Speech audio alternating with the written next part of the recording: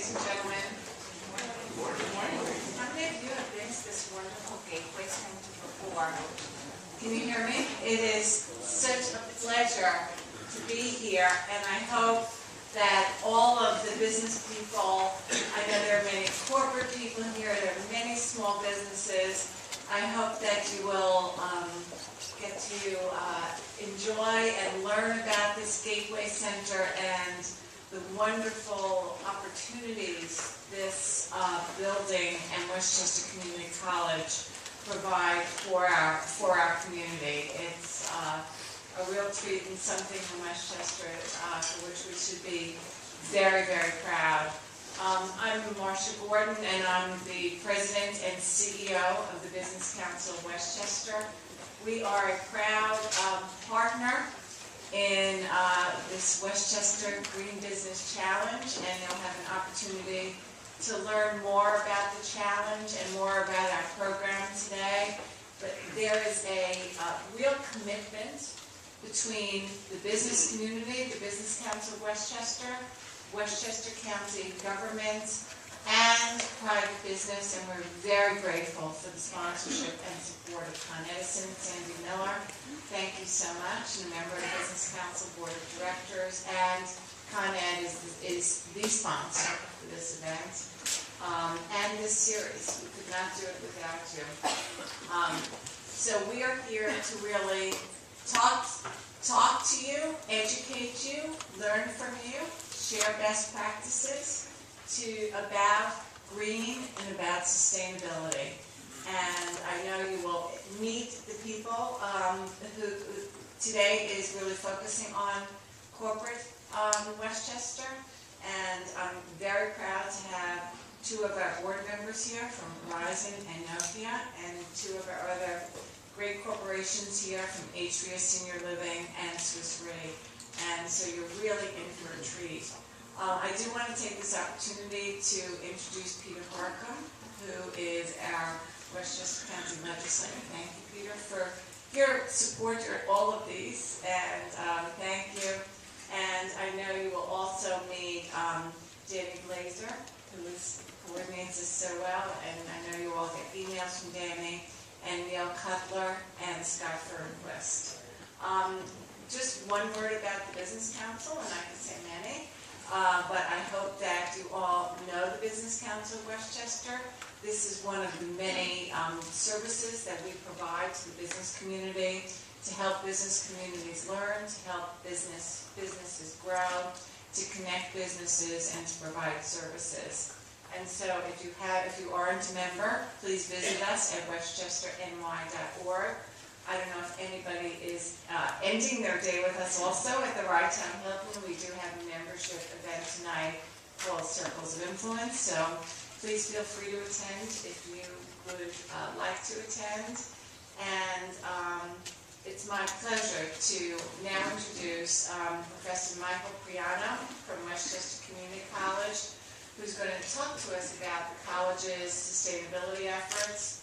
Dr. Priano has been a member of the biology faculty since 1974, primarily teaching Westchester Community College's environmentally themed lectures and labs. He's a member of the Westchester County Global Warming Task Force on the Education Committee, and that's really how this whole initiative got started. He is the college's liaison to the Environmental Consortium of Hudson Valley Colleges and University. He spent his sabbatical extremely productively in 2008 to study sustainability of colleges. We thank you for that. Great to learn from that experience.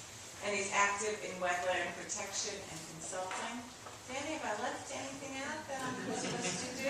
Scott? I don't think so. So with that, I'm going to turn the program over to Michael Priano.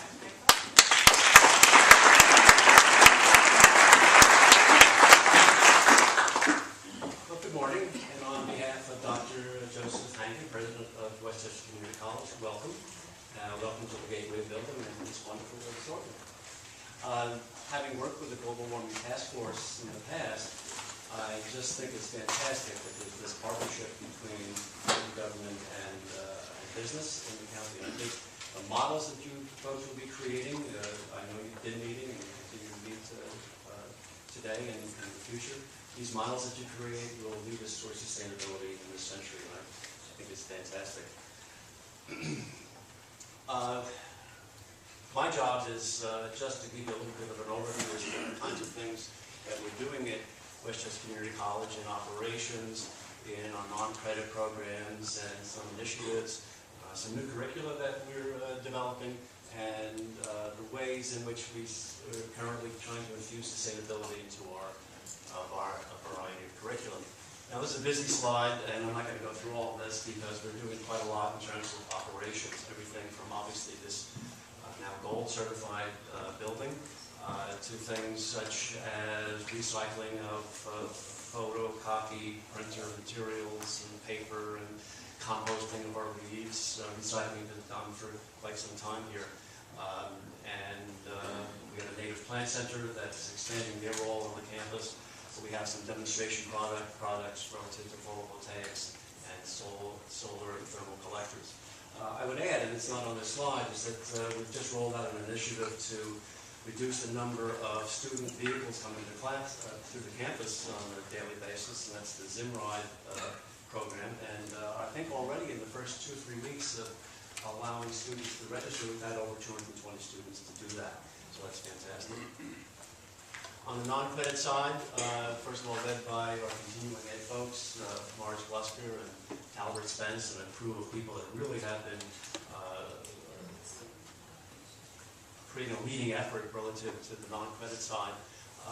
We have a variety of programs that are energy-based, construction-based, public education-based as well in terms of helping homeowners with greening their home. We have a number of different initiatives, and this one is, I was speaking to Albert Spence about this. I can't wait to get my hands in my plot and plant in this wonderful garden. If you've not seen it, maybe wait until June when it's open up, but it's really a fantastic facility, and I think just about all the spaces are now taken. We're also exploring partnerships with Hilltop Hanover Farm and the Cornell Crawford Extension, so the non-credit area is really pushing forward. We do also have some new curricula being developed at the community college, and along with myself and Arian Klosko from the Physical Science Department and a number of others, we're creating curricula in environmental science and environmental studies. Yes, they are different. There'll be 2 AS programs. We already have college approval. The process continues with SUNY approval, but hopefully soon we'll be enrolling students in these programs that are meant to train students for their baccalaureate degree programs at other schools, and we're developing articulation agreements with College of New Rochelle, Iona, SUNY Purchase, and of course these future graduates that start here possibly and end up with their degrees of other area colleges will be your future employees. So I think my message to you is it's not too late now. In fact, it's time to start discussing internships for our students here, and actually also hear from you, and there'll be some contact information that we see later. Another thing that I'm particularly excited about is a program that we're now calling From River to Sound. We're creating a faculty learning community. That's an opportunity for faculty to sit down and talk to one another and learn about, in this case, sustainability in this particular region. This program is sponsored by Con Ed, much as this event is sponsored by Con Ed, so thank you very much. So we'll have up to 8 participants, and we have 2 faculty leaders, myself and Professor Scott Saluda, are meeting weekly to develop a program that begins in late spring and runs through next fall. What faculty will be doing is creating new courses or components of existing courses that focus on sustainability. Obviously, that's incorporating social, economic, as well as environmental aspects of issues, problems, and decision-making. And we have participants from the business area, from the English area, from a variety of different curriculum across the campus, so it's quite interdisciplinary. information about any of these things or physical plans, Kevin Garvey, Gateway Building, Terry Wiesel, the new curricula, Dr. Erin Kloska, who said she would forward all of the emails to me. She's great to work with. Non-credit programs, Sarah Fowler-Rogers, and this River to Sound sustainability faculty learning community, myself, Dr. Scott Saluda. Thank you and have a great and productive day.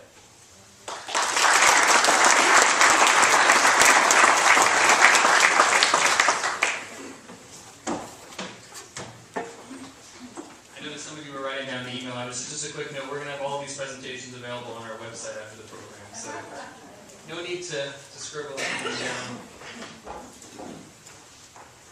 So my name is Scott Firmquist. I work for Westchester County. I'm actually responsible for managing the Green Business Challenge along with my partners, Danny Glazer and Neil Cutler.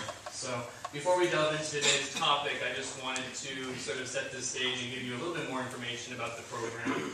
I know several of you have heard this already, so hopefully you'll just bear with us.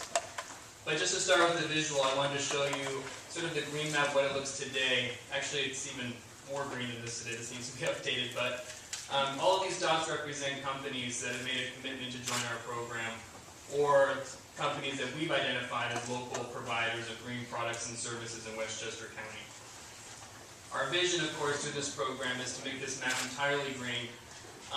As some of you know, there are 35,000 businesses in Westchester operating today, so we'd love to see each and every one of them take this program and improve their level of sustainability. The Green Business Challenge, as Marsha Gordon explained, is really a public-private partnership. It started actually in December of 2009 as an outgrowth of the county's climate action plan. It's really our primary strategy to deal with reducing greenhouse gas emissions in the commercial sector. It's designed for all industries, all types of businesses. It's not just designed for one particular segment. Today we have roughly 225 either registered companies or companies that are in our Green Business Directory, which you'll find on our website. Almost 20 case studies on the site as well, which is a great resource for all of you to use to learn about what other companies in Westchester are doing in this area. You can download all of them and get contact information for point people at these companies dealing with these sustainable green issues. It's a free program, which is important to note in this current economic climate. And also, besides being free, of course, we also focus on energy efficiency and strategies to help you save money further. So just real quick, just a note on why this is important and what the value of being green is in the first place. Customers admire companies that are green, and there are surveys and reports to back this up. I'm not going to go into this now, but the demand for these environmentally friendly products is rising. As alluded to, it's also a cost-effective strategy. It can help you save money and reduce your bottom line.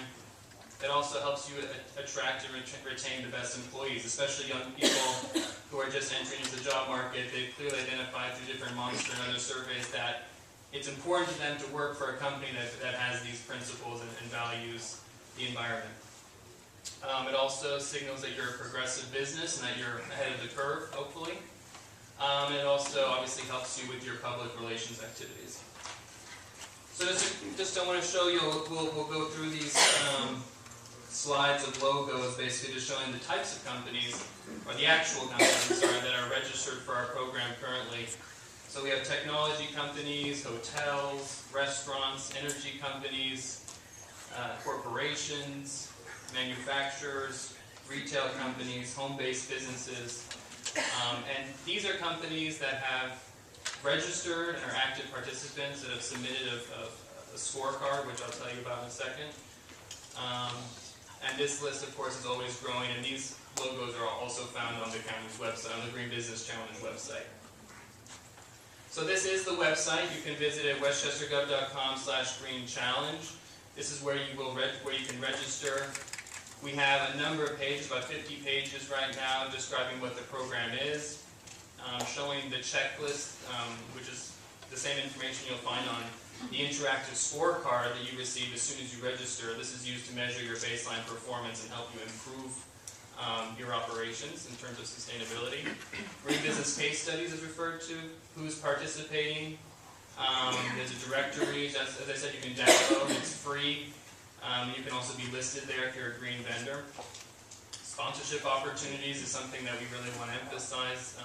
We'd love to partner with your company and build a relationship and help you promote what you're doing through a sponsorship of the program, so please contact us about that. Upcoming events, video and presentation. This presentation will be on there after the event today and all the slides. And also the last 3 breakfast events, which have been also can also be viewed on the website. Funding and incentives, and also green workforce development opportunities. So just real quick, the simple steps: you register. As I said, you go onto the website, you click on register, and it takes about 2 minutes to sign up. We have fine-tuned this program so that when you register based on the type of business you are, so if you're a tenant, a property manager, a home-based business, or an owner-occupied facility, you will receive an Excel-based scorecard specifically designed for your business type with up to, none of them have all, but up to 80 or so actions in different thematic areas, so energy efficiency, water, waste reduction, land use, etc. So we really just want to take a quick snapshot of what you're doing currently. It takes about 20 minutes to fill out, and then we ask that you submit it periodically with updates. This is what it looks like quickly, and again, the categories I mentioned, and this is something you receive, as I said, automatically as soon as you register. This is the primary tool that we provide companies through our program today. We help you make improvements. We are a resource to your company. Of course, you can set your own pace, but we encourage you to make improvements on a regular basis. We provide email and phone support to help you do that. We connect you to other participants that we know have been going through similar challenges or have achieved whatever it is you're trying to achieve. And we also get you involved in all of our social media forums. You can find us on Facebook, LinkedIn, Twitter, all the usual suspects. And of course, when you're ready, we ask you to submit your scorecard again to us so that we can monitor your progress. So educational events such as this one today are key to our program because we think it's very important to get everyone in a room physically as well as online to meet and talk about these issues and to really hopefully push yourself to the next level through them. Excuse me. Step 5, get recognized. We will post your logo on our website. We'll link to your website. You can join our green business directory if you actually provide green services. We're developing an interactive green map with our GIS team at the county to make it easier to find your company on a map. Actually, I'm sorry, that should have been updated. That's going to be announced at the end. It's actually we have a June event that Danny's going to mention and give some details on at the end. It's our first annual recognition event, and it's going to be at the Jacob Burns Film Center in June. So just before, shifting now to our topic today, if you were at our last event, we focused on small businesses in Westchester, and as many of you know, 95% of businesses in Westchester are considered small, meaning they have fewer than 50 people. But one of our valued and most important clusters of companies in Westchester are the large corporations that are based here, and we were fortunate enough to have 4 companies agree to participate in our panel discussion today to discuss what they're doing in the area of sustainability. And I think, we felt that it was important to focus on this sector specifically because, as many of you know, as a large corporation, some of these companies obviously have a global footprint, held to global standards, and because of their widespread operations, many of them are on the forefront when it comes to reducing their impact on the environment and reducing their overall emissions. So we wanted to really focus on this and build a bridge with the larger business community because we feel that this perspective and experience can benefit all companies in Westchester regardless of size and industry. So I just want to ask our panelists from these 4 companies to come up. Today you'll be hearing from representatives from Atria, Senior Living Group, Nokia, Verizon, and Swiss Re. So I guess I'll invite Rachel, Levy, Bethany, Robert McKay, and Gasteyer to come up to the stage, and then Neil's going to do the formal. I'll hand it over to Neil now, and he'll do the more formal introduction. So thanks so much, and hope you enjoy the rest of the morning.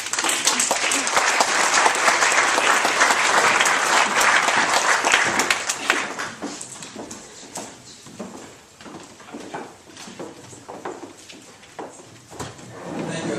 There's a number of like to come in, we've got plenty of empty seats.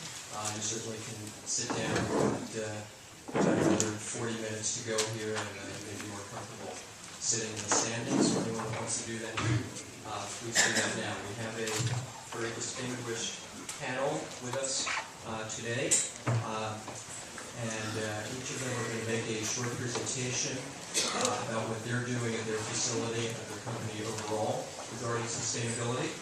And then we're going to have some question and answer where you get a chance to ask them some of your questions.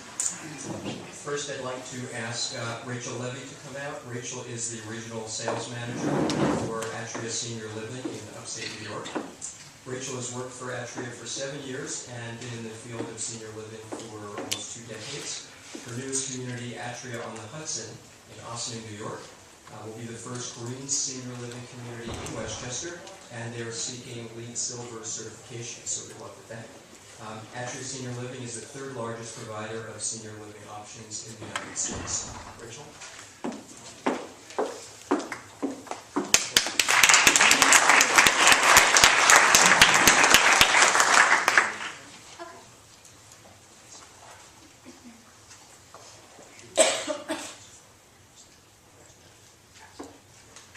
Hi everyone.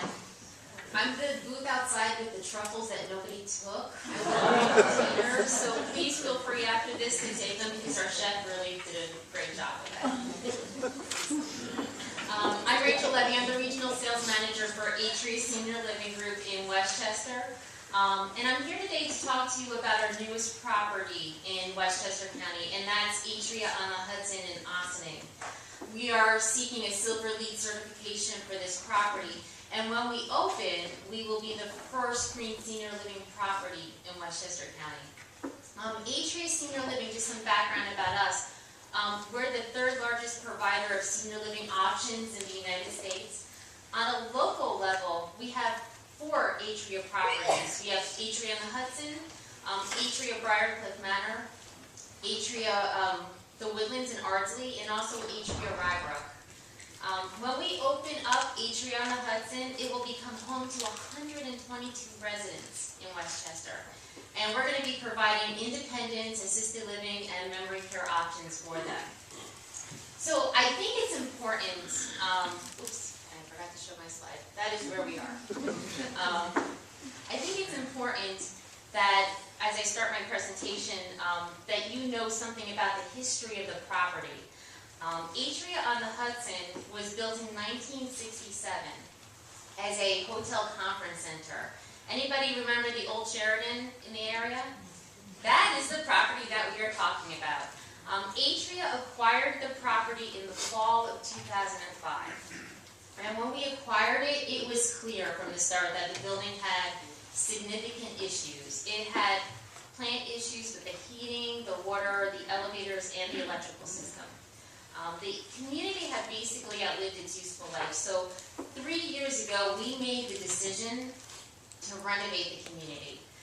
Long story short, but strategically, the only way that we could do this was by moving all the residents that were living in the property to our other Atrias in the local area. And then we began the work on the renovation of the property and also making the property a green property. So a lot of people ask us, why did we go green at Hudson? Well, 2 reasons, and the first one is, of course, sustainability and the improved efficiency that it will bring to it. And it should result in lower utility costs over time. Basically, the philosophy is spend a little additional now and save more later on in life. And also we thought that, particularly over time with baby boomers becoming of age, that people would expect environmentally responsible choices from just about all walks of life, from everywhere, and that includes the senior living industry. So in that sense, we are anticipating a future market's expectation. And as Atria moves forward with other redevelopment projects, green initiatives, primarily LEED certifications, are going to be considered. We recently received our LEED certification for 3 communities in California, but even on a smaller scale, we found that it was economical to install solar panels on the roof of Atria Cranford in Cranford, New Jersey. So those things are always going to be considered. So what did we do to make Hudson green? First of all, we were able to reuse 95% of the existing structure. Instead of tearing down the old and putting up new, we were able to renovate the old. We were able to reuse the majority of the roofing system. And one thing that was really unique is we took care to sort our construction waste on site. So 70% of our construction waste was diverted from landfill. 20% of our materials purchased for the project came from local or regional economies produced within a 500-mile radius from the community. Our paints, stains, adhesives, sealants, and carpets are all zero or low VOC materials. Mercury Solar, who I think is in the audience, Mercury Solar? It's right there, yes, hi. Hi, my friends. They installed solar panels on the roof of our pool atrium. And so that is producing electricity that is going right into the community. So that lessens the amount of utility that we have to purchase from the grid. To help improve our water efficiency, we have installed low-flow toilets and shower fixtures, and that should save us about 40% of our water consumption over time. On a smaller scale, things that we did in our kitchen, we're cleaning our kitchen with all green energy green chemicals. And we have a sorting room on site that's going to help the community sort its waste.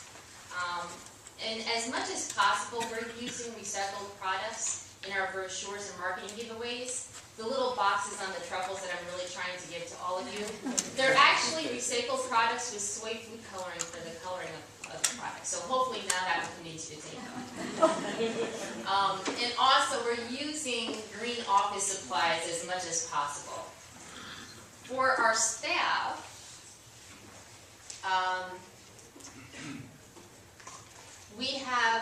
we are actually only a half a mile away from the community's B-Line bus system and the Metro North. So we're actually having a shuttle system that's going to take them to the local transportation hubs. We have preferred parking for low-emitting or alternative fuel vehicles. So when you come and visit us, you can park up front if you have a energy-efficient car. And a simple thing, but oftentimes overlooked in this day and age, is that we have a bike rack. And we're encouraging our residents and our staff to use that. And finally, I just want to say we would love to have you all come and visit. I think that when you come and see us, you're going to see how unique our community is. And more importantly, I think that when seniors choose to live with us, they're making the conscious decision to live in a community that's as good to the environment as it will be to them.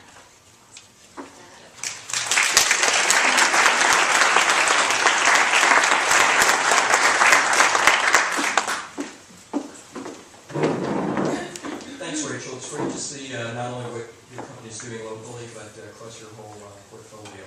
Terrific job. I'd next like to ask to come up Bethany Davis-Swanson. Bethany is Global Director of Business Relationships for Nokia's Workplace Resources function. Bethany has worked for Nokia for almost 10 years and managed the creation of their new White Plains office. Her role focuses on understanding Nokia's business strategy and work processes and finding ways to use the work environment, both physical and virtual, to support performance and to attract and retain key talent. An important part of this strategy is Nokia's view towards sustainability. Bethany is currently co-leader of the CoreNet Global Workplace Community, and before joining Nokia, Bethany was Director of Global Workplace Strategy for Anderson. Bethany?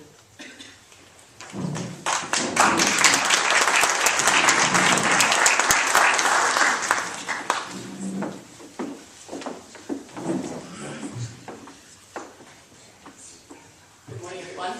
I apologize for my voice. I don't normally sound quite this husky, but hopefully it'll make it through the presentation. It's a pleasure to be here today to share a little bit of Nokia's story with you about how we view sustainability in the environment. As Neil said, I was involved in creating what we call our new White Plains office, which is now 5 years old. But a lot of our sustainability strategy has evolved since then. So what I'd like to do is tell you a little bit about where we're going, and maybe just as context. So Well, unfortunately, many of you may not carry a Nokia phone today. How many of you once did? I like to at least think that, okay. We like to think that we're on our way back in North America. We have some new things going on here, but we're still the biggest mobile technology company in the world. We have about 1.2 billion devices that are out there in circulation today. So our office here in White Plains was created as a branch of our global headquarters to re-tackle the North American market, and we're still working on that. Just generally, so as a global organization, we have, for the past about 10 years, had a significant emphasis on sustainability and specifically the environment. And over the last 5 or 6 years, it's really developed further. We have had a lot of awards from Greenpeace, from the Dow Jones Sustainability Index about our sustainability strategies, and these are some of the key principles. So what's most important to us is that we apply the highest standards. So while there might be local legislation, especially on things like the environment, we try to take globally the best practices and apply them everywhere. So while, for example, in India, where we just created a new office that has a zero landfill policy that was not required there, but it's something that we try to do with all of our offices now. So it's kind of setting the bar as high as possible everywhere we go. We also think of environmental thinking as a way for us to innovate as a company. So while we like to believe that we do things because it's good for the environment, we do them also because it's good for the company.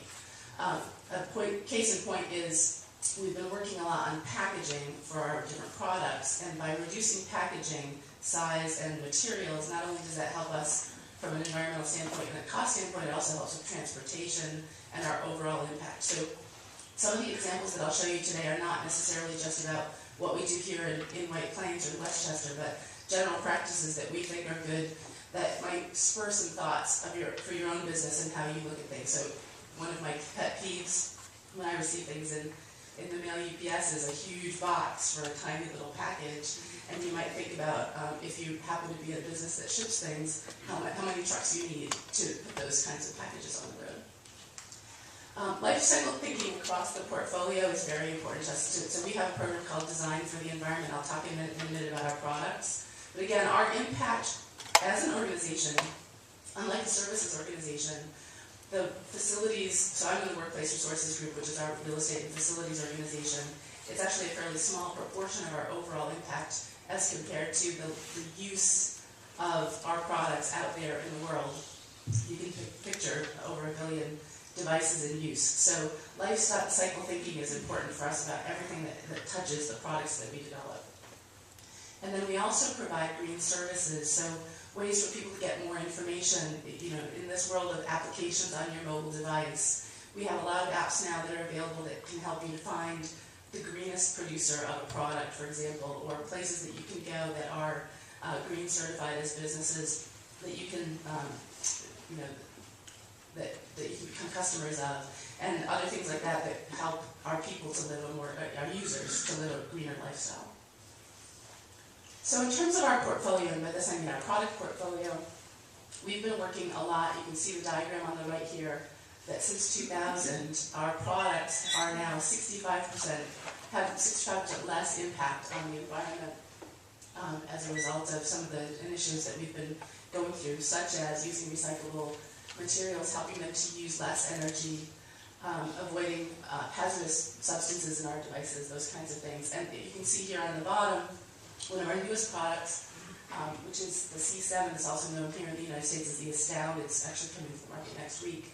And that is the first in the industry to be using biopaints and recycled metals in the actual casing, not just in the chips and the silicon chips, but actually in the product itself. So important advances that we as a corporation are looking to, that we think not only, again, help us from our environmental impact, but also make a big impact on our customers and what they're looking for to buy. Now, in terms of my own area of interest, that's workplace resources, again, real estate and facilities. As Neil was saying in the introduction, we look at this as a way to help the environment, but also it's very important to us for attracting and retaining new talent. Rachel was talking about baby boomers and what they might be looking for in their later life residential locations. For us, it also has to do with new talent, fresh young kids out of college, looking for the right kind of employer, and that, as Scott was saying, environmental impact is very important to them. So ever since we created a policy in 2006 that we would seek LEED Gold standards for all of our new facilities, and now everything that's been built or is being built since 2008 is LEED certified. And also when we look for new property elsewhere, for leasing property, we look for buildings that are certified as well. So we think that this is important in changing the real estate industry and the brokerage community, and building awareness that companies like ours are looking for green buildings to occupy. Obviously, energy efficiency is critical to us, but green energy use as well. So that's 20%, 22% I think it is now, of our energy in use today is from renewable sources. And we do some offsets as well. We also, as part of this, do a lot with reducing travel. 2.5 years ago when the economy hit and we were having problems with just affording travel, we started to do a lot more video conferencing and things like that. That's become the norm now. And not only does that have an impact for people's lives and not having to travel as much, it also has a great environmental impact. We also do offsets, carbon offsets for any travel that people do take. They're allowed to go in and purchase carbon offsets for any flights that take globally. Water has been a big push for us. A lot of our manufacturing facilities are in countries where water is particularly scarce. So we've been trying to push that agenda forward throughout all of our facilities, again, taking that idea that best practices should be applied everywhere. So even in places like Finland, which is where our headquarters is, where water is not a concern, we try to take those same best practices from other places like California and put them into practice in all sites. And then it may be very simple, but this whole reduce, reuse, recycle thing that you've heard a lot of, we try to make sure that we look at that in that order. And because my role has to do with how we use space in the workplace, one of the things I often say is space efficiency is a sustainability strategy. So the more efficient we can be about how we use our physical space, the less we have to build new buildings and the less impact we'll have. So reduce is of those 3 R's, the one that I try to look at the most. We also have been trying lately, over the last 2 or 3 years, to do more related to local food production. We do farmers markets in our offices. We have one location that's testing out this the garden, community garden idea as well. But along with our products, with our suppliers, we try to use more products that are either local or fair trade. And then use of public transportation, again, is very critical to us. Our strategy over the last years has primarily been very suburban locations. We're slowly but surely moving into more urban locations, or at least places like here in McKay where we can run a shuttle from the train station, which helps to reduce the number of cars that we have. And some people do cyclers work as well, although not so much here in McKay yet. So because environmental impact is also a behavior issue, I thought I might throw up this slide here to show you some things that you can do. We have a program within Workplace Resources at Nokia called Good Housekeeping is Everyone's Business. Because many of the things that we do that are have environmental impact have to do with what everyone does every day, like recycling. But I thought it might be interesting for you to think about how even something like using your mobile device can have an impact on the environment. So, first of all, these days, mobile devices can replace many different items. It's a camera, it's a gaming platform, it's an email device, it's all these different things. And by the way, that means you don't have to carry 4 different chargers and 4 different devices with you. You can just bring one. So I'm a big proponent of the smartphone these days, of course. Be energy efficient, so turn off the services that you don't use. You'd be amazed at how much, if you're not actually using Bluetooth, it can save your battery power, which is saving electricity at the end of the day. And more than anything, unplug your charger when the battery's full. I know it's convenient to leave it plugged into the wall, but it really does make a difference in the amount of energy that your device will use. Use video calling, we talked about that. If you have to fly, do carbon offsets. Read emails, and again, use your mobile device for that. You can use 3% of the energy that you use on your laptop if you just check your emails using your mobile device rather than firing up your laptop every time. And then please, no matter what device you use, no matter who manufactures it, take your mobile phone back at the end of the day to have it recycled. There's material in every one of these that can be reused and put back into the environment, and it helps us to keep from having to mine for these products and take more out of the environment to make it happen.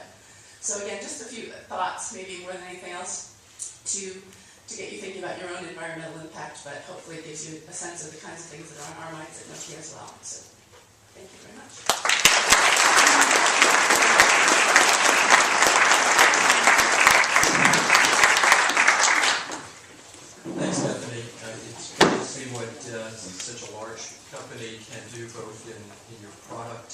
side when you have over 1 billion products out there as well as your internal operations. So certainly keep up the great work. Our next speaker is going to be Catherine Gasteyer. Catherine is Verizon's Director of Government and External Affairs for Mid-State New York and Connecticut. In that role, Catherine oversees Verizon's community relations and local stakeholder management in areas of broadband and fiber optic expansion, legislation, and last but not least, sustainability. Catherine also administers the Verizon Foundation for initiatives that address education, prevention of domestic violence, healthcare, accessibility, and internet safety. Catherine Gasteyer.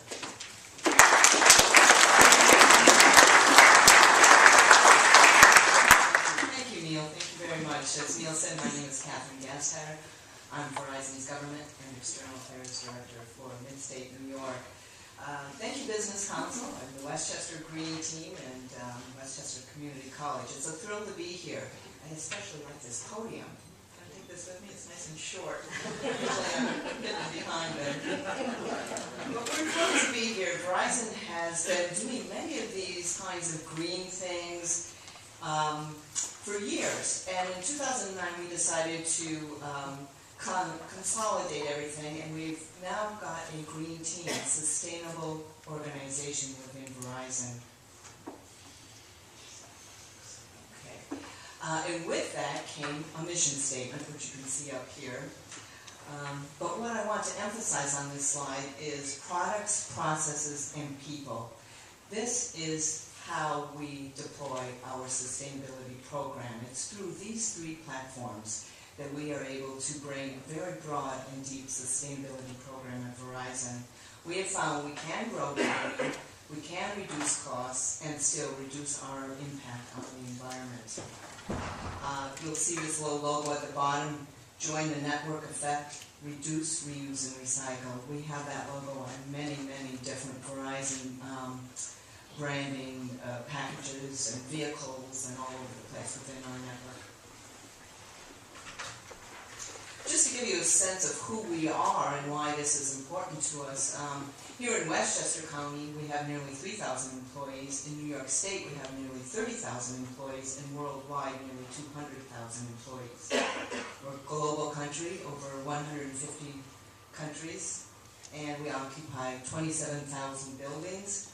We have 42,000 cell sites, 40,000 vehicles, 10 billion kilowatts of electricity we use, and obviously a lot of gasoline. So we have great opportunity and great responsibility for sustainability. As I mentioned, products, processes, and people. I'll just start to get into some of these examples. For products, you might be Fios TV customers. Our set-top boxes are Energy Star certified. Processes, there's a ton of different ways beyond just recycling and using recycled paper reduction, but we also have what we call upcycling. You can see on the middle photo there, you'll see a man, a billboard behind him. He's holding some tote bags. That's an example of upcycling we do. We take no longer used Verizon wireless billboards and make them into tote bags. People. When I say people, it's not just our employees, but employees are a very, very important part of this, but also our suppliers, our community that we live and work in, and our investors and analysts. And what we do is we try to educate and engage, and I'll go through some of the ways that we do that. But again, what we do is we try to look at it broadly, join the network effect. If everybody on this page does their job, we can have a significant impact globally.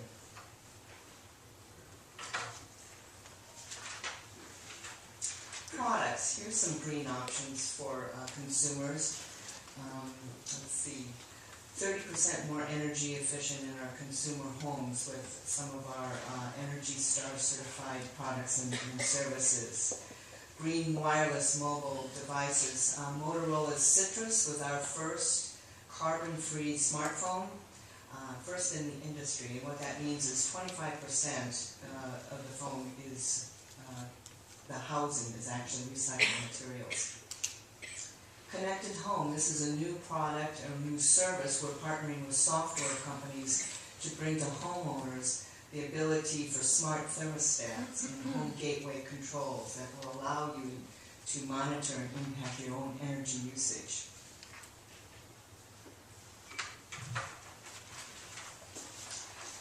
In terms of businesses, one of the largest ways that we impact the environment is through broadband connectivity. We're a broadband company, and the very use of broadband reduces transportation costs, it reduces travel, it reduces energy usage. Obviously, if you can have a workforce that can work from remote locations, not always traveling to headquarters, that's a huge savings right there. Cloud computing, you probably hear or read about cloud computing, especially for enterprise-sized businesses. That means that they can have important data not housed physically in one of their sites, but it's in the cloud, and that's one of our services. Files versus copper. Files is really about fiber. Fiber, instead of copper, reduces, in itself is more energy efficient, but it's also much friendlier in terms of maintenance. And obviously paper reduction, supply chain automation, and paperless billing. Cell phone recycling. We really have 3 programs, and one of them I think is really cool. It's a new program. You, if you're a Verizon Wireless customer, can recycle or trade in your cell phone if you want to upgrade or get a new cell phone. Verizon Wireless appraises it to determine the value, and you'll get the benefit of some credit towards your new device. This is a new program just being rolled out.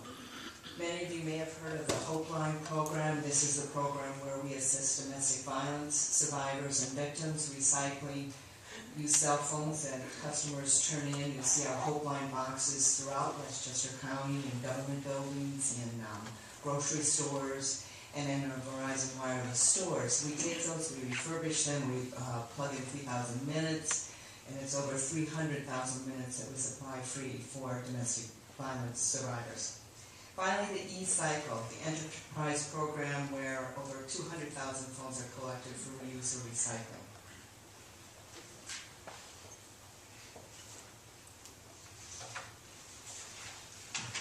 Processes, what does that mean? Well, one thing is recycling and waste management. I gave the example of the Verizon Wireless billboards that become tote bags or other multiple products. In-house, internally, our green team worked with our upstate employees to launch a program to get rid of styrofoam cups and replace them with mugs. We launched a new toner cartridge recycling program internally. And you can't imagine how much money a company can save by doing double-sided black and white printing. And when you start to really track the metrics on this stuff, we found in one of our work locations, one of our larger ones in New Jersey, we save over $700,000 annually by doing that. Quite a few trees. I'm real proud of what we're doing in Westchester County with our Green Fleet. We were one of the first counties in New York to launch compressed natural gas vehicles. Nationally, our goal was 5% of our fleet would be green by the end of last year, and we're working upward now toward 20%. You know, we're not perfect. We have our 3rd largest fleet in the United States, but we are working very vigorously and very intentionally toward a very, I think, ambitious goal in this arena. Most manufacturers of vehicles don't have in place the kind of vehicle components and parts and assembly lines that we need for our aerial trucks and things like this. So it's expensive, but we feel it will pay off in the long run, and it's doing the right thing. People, employees, suppliers, and customer engagement. A lot of this is about educating our customers. Our sales team in Verizon Business now are trained and they work with our customers to inform them ways that they can be green by using certain products and services, and how our products and services that might be of use to them may benefit their business in the sustainability arena.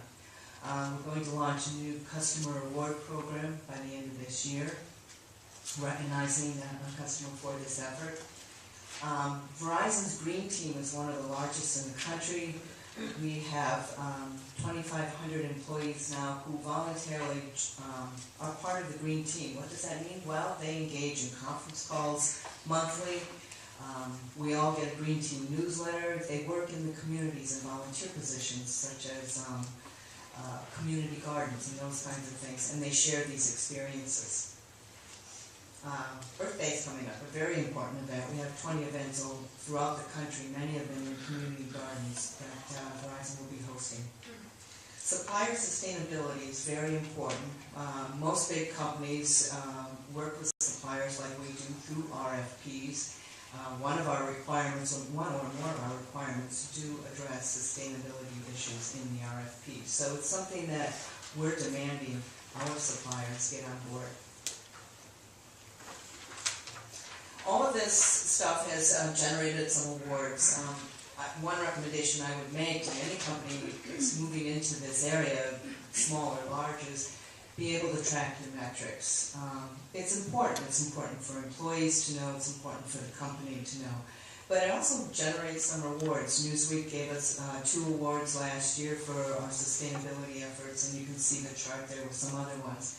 And this year we're up to 4 already. And I'm told to watch the news tonight or tomorrow morning that President Obama will be making an announcement that possibly might cite Verizon for its use of energy alternative fuels.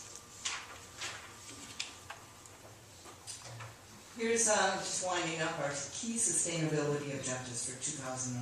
It's all R's. It's reduce the impact, our CO2 impact, grow revenue, and again I mentioned these are compatible goals. Grow revenue while reducing your impact, reduce your cost, and while maintaining and growing your reputation and reducing your risk. Just a couple, this is kind of a busy slide along with the next one, but there's a couple of talk points we like our community, internal and external, to know about, the kind of interaction tips. I mentioned the scope of our business. We connect 1 billion phone calls per day, over a billion text messages, and 400 million emails. This is all evolving. Obviously it's growing, but our goal in this area is to grow that number while not growing the energy usage to grow our business. So there's many different ways we mentioned on here. Our global IP network, again, comes back to broadband and reducing some of the traditional ways communication services are delivered and converging into the IP networks.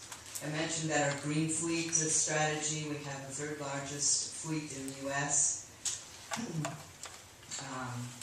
Paperless billing. I mean, I personally, a few years ago when I jumped on board with this, I thought, oh, I can't do this, but I like to see where my son is calling. I won't do it if I don't get a piece of paper. But once I made the transition, it's no big deal. You know, paperless billing is very important to us. I give our website at the bottom. Feel free to jump on board if you'd like to learn more about what we're doing. Yeah, we'll take questions, I guess, in a couple of minutes. Thank you very much.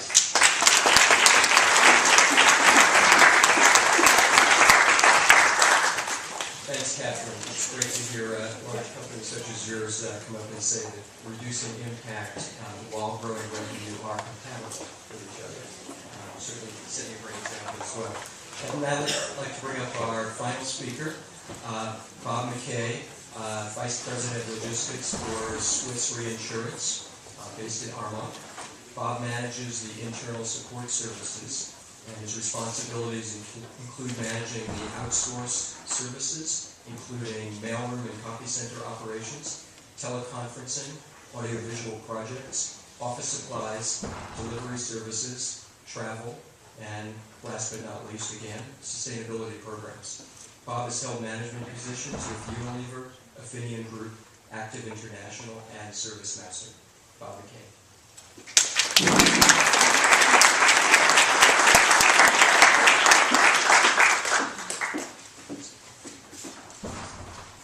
Thank you.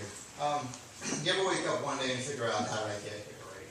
That's your first question. And 6 months ago, I'm in Memphis enjoying the 110-degree heat, having a great time, working for Service Master, considering relocation for good. I was doing a long distance commute on a green basis, of course. I wasn't coming back every week.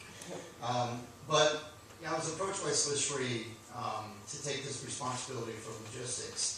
And what really drove me to make the decision, besides not relocating my family, which by the way was a huge part of that decision, but the fact that they had this sustainability program that they wanted me to manage. And I thought, what a great way to kind of give back and make a difference and do some of the things that, I'm watching my 10-year-old son learn in school and take that 10 steps further and try and do something that actually does make a difference. So then I asked my boss, of course, during the interview process, if they took everything that everybody else didn't want to do and stuck it into my job description. So I had travel, teleconferencing, office supply. The only thing she didn't give me was restaurant and the cafeteria. So I guess she didn't really hate me that much.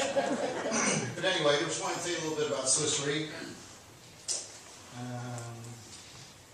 We are a wholesale insurance provider. We actually have some capital market instruments out in the marketplace today. We're risk management services to brokers and around the globe. Basically what we do is we reinsure insurance companies. So when you buy your home policy from Aetna or from Travelers or from one of the other insurance companies out there, we're actually insuring them, splitting the risk and investing that money into the capital markets. So. Swiss Re were established back in the Civil War days of 1863. We have a global headquarters in Zurich. Our U.S. headquarters is here in Armonk, and we have 60 locations in 20 countries, more than 10,000 employees. So it's a relatively large organization. We have some really good global programs in place. We have a greenhouse neutral program that we put into place in 2003. We set a goal to reduce our per capita emissions by 15% by 2013. So in the next 10 years, we want to reduce that. We actually achieved that goal by 2007, up the bar at 30% by 2013, and then again last year we achieved that. So I don't know if they're going to up the bar again. I hope they do, but it's a great way to show that we're kind of moving forward, making progress. We also issued sourcing guidelines. We talked about that with some of the other panelists. That set minimum standards. I think if you're going to have any sustainability program in place, you really do need to start with the people that you're buying from. What are they doing and how are they contributing to the environment, or not contributing to the environment? So they must be considered in the purchasing decisions that we make for just about everything that we buy. Innovative program. We have a program called COU2. That program is basically a subsidy program for our employees. Again, I thought it was pretty innovative. It actually puts the idea of the sustainability program back in the forefront. It puts some personal attention to it, if you will. So we'll actually subsidize programs for the employees to increase their efficiency at their home.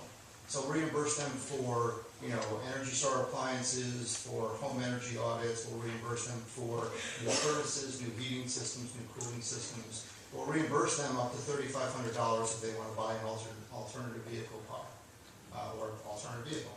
Car is kind of redundant there, isn't it? And we've done again, just another way to kind of instill the fact that this is what we stand for as a company, and we want you guys to take this personally. In the last 3 years, we've actually issued and reimbursed about $4.5 million to our employees, so they are taking advantage of it. I hope to later this year as well. As a new employee, I have to wait 12 months. Even though I run it, I still have to wait 12 months. So our sustainability programs for the U.S., we office supplies, 97% of all the office supplies that we buy have recycled content of 30% or more. That includes copy paper, which all of our copy paper has 100% recycled content. Landscaping, we've kind of moved to, we have 128 acres in Armonk that we have to worry about. Really, we don't have to worry about all that, a lot of it's wooded, but landscaping, only organic materials are used. We have office recycling for paper and other waste, such as electronics and the light bulbs and so forth. We have, people can bring in their own waste from home and actually use our facilities to recycle those items. We reduced energy consumption by 15% over the last 3 years just in the Armonk facility alone. We've reduced water consumption by 5%. We actually had reduced it by about 12%, and last year when you guys were also experiencing the same 110 degree heat that I was in Memphis, we had our water usage a little bit.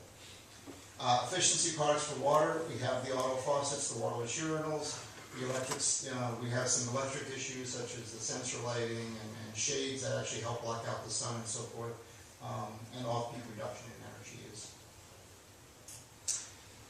But the real sustainability program is not, it isn't just about what we do to recycle, but it starts from the very beginning and how we actually can create sustainability programs that will last and be sustainable, of course.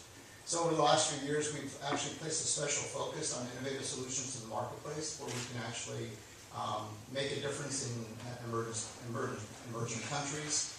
Ethiopia is a really good example. We came out with a product in Ethiopia which will help kind of stabilize their environment.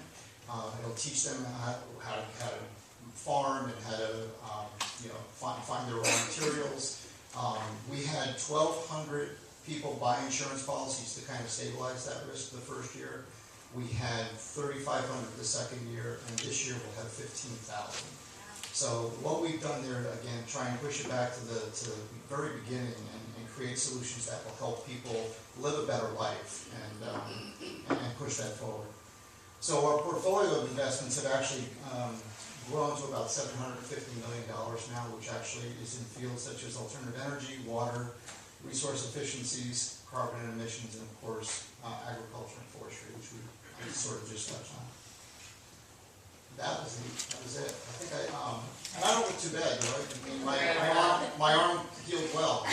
She twisted my arm so hard it broke. So thank you, Dan.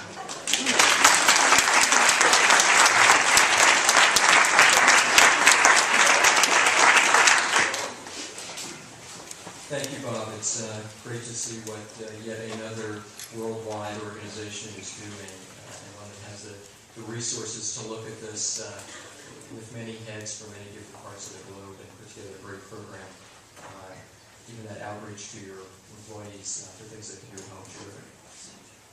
We are now at the Q&A part. Normally, I would be kicking this off with a few questions from the podium, but seeing the hour, I'd like to open it up right away to audience questions so we can move this forward. There should be a microphone on the front table, and that can be passed around. Is that working? Great.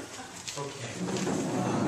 Questions from the audience? Center standing up. I had a question for the woman from Verizon. You maintain such a large fleet, you're working your way towards, hybrid fuels and better fleet. What are you doing about idling? The idling of the trucks on every corner. I know that the UPS has an automatic shut-off for FedEx. If those guys park to deliver a package and they're gone too long, the engine shuts off. Does Verizon have anything like that? That's an excellent question. I'm not sure if this is working.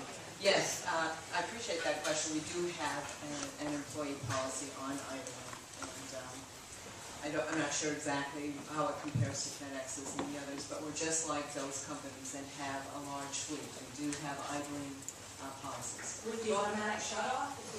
I'm not sure about that piece of it. I don't know, but I do know we have in-house policies. I can inquire in my car. Thanks, Jody. It's certainly a great idea for any other company here that operates small or large fleet of vehicles to consider that. Next question. I can slip in one of my own there. Someone's not raising their hand. Yes. Patty. I heard a lot of great initiatives, and I'm wondering which organizations have internal educational programs in regards to employee behaviors educate them what habits they can change and give them a whole new knowledge base for how they can support your sustainability program at work and at home, and to be self-serving, which organizations also support change and support sustainability education of youth, so that this becomes institutionalized in schools and we don't have to change habits when they're older. Actually, part of our elite certification is education to the community. So don't be surprised if you see community advertisements saying that we're having different seminars and things open to the public and the community, because that's very important to us, not just within our building, but within our company too. It's a good. We also have that Good Housekeeping is Everyone's Business program for us is employee focused, but we do periodic in various different sites around the world kind of outreach things. Not so much in schools for children, so much as just general community outreach and sponsor other events. But I like the idea, and I'll make sure that Nokia has a big policy toward children. Yeah, please. That'd be great. I agree, that's a great idea to take it to the next generation. Verizon does have a very formal program with the expectations of our employees to enact sustainable practices at home. Part of our monthly Green Team calls address that. We have